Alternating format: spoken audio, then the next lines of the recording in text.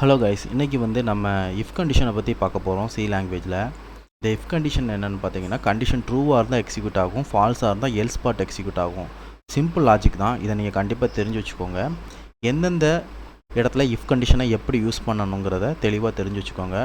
If condition வந்து நார்மலாக true falls தானே, ஈஸியாக யூஸ் பண்ணிடலாம்னு நினைக்கிறீங்க. ஆனால் சில இடத்துல நமக்கு தேவையான மாதிரி வித்தியாசமாக நம்ம யூஸ் பண்ணலாம்.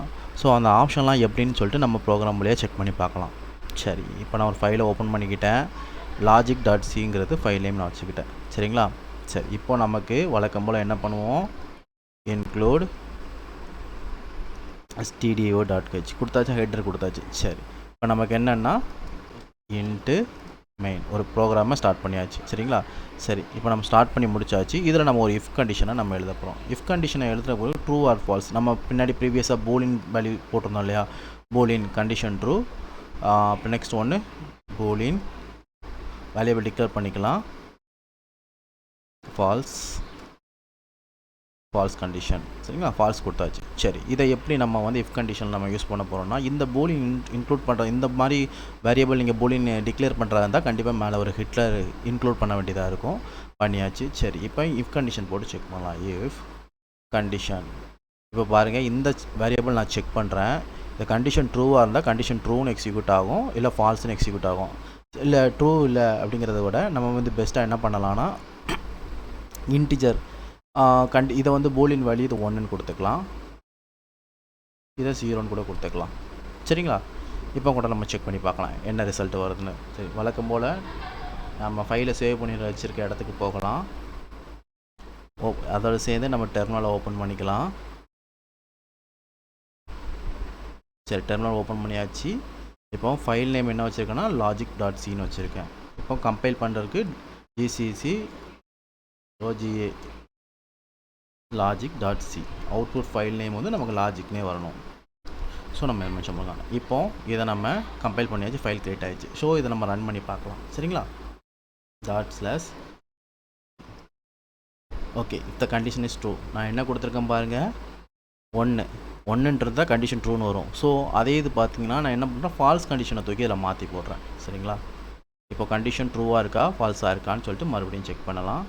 திருப்பி கம்பைல் பண்ணிக்கலாம், திருப்பி ரன் பண்ணி பார்க்கலாம். The condition is false. அதாவது இஃபை பொறுத்த வரைக்கும் 0னா ஃபால்ஸாகவும் 1னா ட்ரூவாகவும் எடுத்துக்குவோம். இது வந்து பார்த்திங்கன்னா பூலின் சொன்னால் ட்ரூ ஆர் வேல்யூ, இதுக்கு நம்ம டேரெக்டாக ட்ரூவும் கொடுத்துக்கலாம். True value, false value. Okay, நம்ம ஃபால்ஸுங்கிற வேல்யூ கொடுத்தாச்சு. சரி, இப்போ நான் இது கொடுத்து செக் பண்ணாலும் ஃபால்ஸுங்கிற கண்டிஷன் கொடுத்தா கண்டிஷன் இஸ் ஃபால்ஸ்னு இப்போ எக்ஸிக்யூட் ஆகும் பாருங்கள்.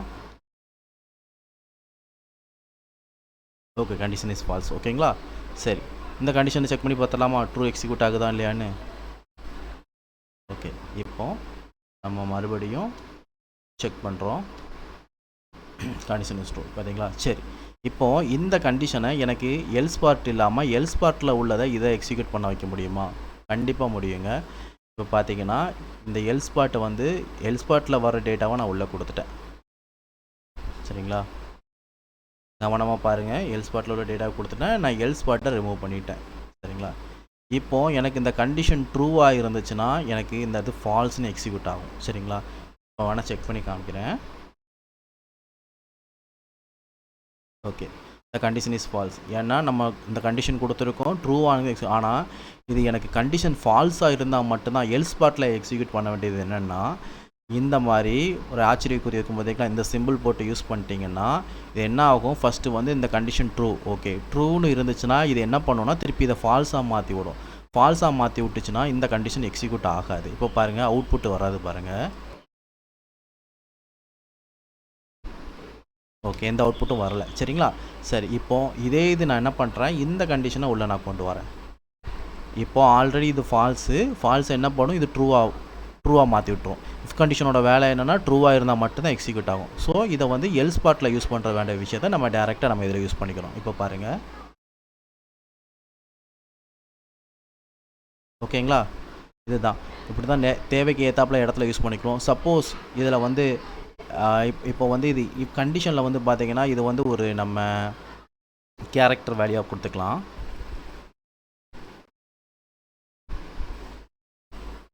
இந்த கண்டிஷனில் வந்து இந்த கேரக்டர் பார்த்தீங்கன்னா சிங்கிள் கேரக்டருக்காக நம்ம மவுண்ட் பண்ணுறதுக்காக தான் இந்த வேரியபிள் யூஸ் பண்ணுவோம். பட் இதை வந்து பார்த்தீங்கன்னா மல்டிபிள் கேரக்டர்ஸ் வந்து நம்ம யூஸ் பண்ணணும்னா கண்டிப்பாக இதில் அரே யூஸ் பண்ணணும். அரே நம்ம யூஸ் பண்ணிக்கலாம். பட் இப்படி யூஸ் பண்ணால் ஒர்க் ஆகுமானா ஒர்க் ஆகாது. ஏன்னு பார்த்தீங்கன்னா இதில் சிங்கிள் கேரக்டரோட வேல்யூ தான் மட்டும் நம்ம செக் பண்ண முடியும். செக் பண்ணுறது தான் இந்த பார்த்தீங்களா இப்படி தான் செக் பண்ண முடியும். கண்டிஷன் 0 வேல்யூ வந்து நாட் ஈக்குவல் டு எம்டி. இது வந்து /0ங்கிறது எம்டியாக ஏதாவது எம்டியாக இல்லாமல் இருந்தால் மட்டும் ஏதாவது வேல்யூ இருந்துச்சுன்னா மட்டும் தான் எக்ஸிக்யூட் ஆகும். இல்லைனா வேல்யூ இல்லைன்னா இந்த பாட்டு தான் எக்ஸிக்யூட் ஆகும். இதை வேணால் நம்ம இப்போதைக்கு செக் பண்ணி பார்க்கலாம். ஃபைல் கம்பைல் ஆயிடுச்சு. ஃபைல் ரன் ஆயிடுச்சு. Value is empty. பார்த்தீங்களா உள்ளே ஒன்றுமே இல்லை, அதனால் எம்டி இருக்குது. சப்போஸ் இதில் வந்து ஏபிசி அப்படின்னு சொல்லிட்டு நம்ம 3-4 கேரக்டர் கொடுக்குறோம் சரிங்களா. அந்த கேரக்டரை நம்ம வந்து எப்படி நம்ம செக் பண்ணுறதா இருந்தால் இப்படி ஒரு வேல்யூயாக செக் பண்ணால் கரெக்டாக இருக்காது. ஏன்னா ஏபிசின்னு நம்ம வேல்யூ கொடுக்குறோம்.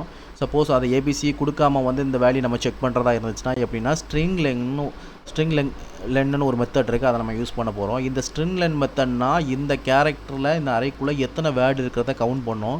ஸோ அதனால் நமக்கு ரொம்ப யூஸ்ஃபுல்லாக ஈஸியாக இருக்கும். இதை வந்து பார்த்திங்கன்னா 0 இப்போது உள்ளே எத்தனை வேர்டு இருக்கோ அத்தனை கவுண்ட் பண்ணி 0க்கு மேலே இருக்கா, 0க்கு மேலே இருந்தால் தான் நான் எம்டி வேல்யூவை கன்சிடர் பண்ணோம். அப்படி 0க்கு கீழே இருந்துச்சுன்னா எம்டி வேல்யூவை கன்சிடர் பண்ணோம். அப்படின்னா இதை மட்டும் கொடுத்தா ஒர்க் ஆகுமா? கிடையாது. இந்த மெத்தடை யூஸ் பண்ணுறதுக்கு ஒரு ஹெட்டர் ஒன்று இருக்குது. அந்த ஹெட்டரை யூஸ் பண்ணால் மட்டும்தான் அதுவும் ஒர்க் ஆகும். அது பார்த்திங்கன்னா string.h. இந்த string.h யூஸ் பண்ணால் தான் இந்த string.lenனை வந்து நம்மளால் யூஸ் பண்ண முடியும். இப்போ நம்ம செக் பண்ணி பார்க்கலாம். ஓகே, எரர்ஸ் எதுவும் இல்லை. Okay, value is empty. கவனிச்சிங்களா, நம்ம உள்ளே ஒன்றுமே கொடுக்கல. சப்போஸ் இப்போ வந்து ஏபிசின்னு வேறு வேல்யூ கொடுத்துக்கலாம். சரி, இப்போ நம்ம செக் பண்ணி பார்க்கலாம்.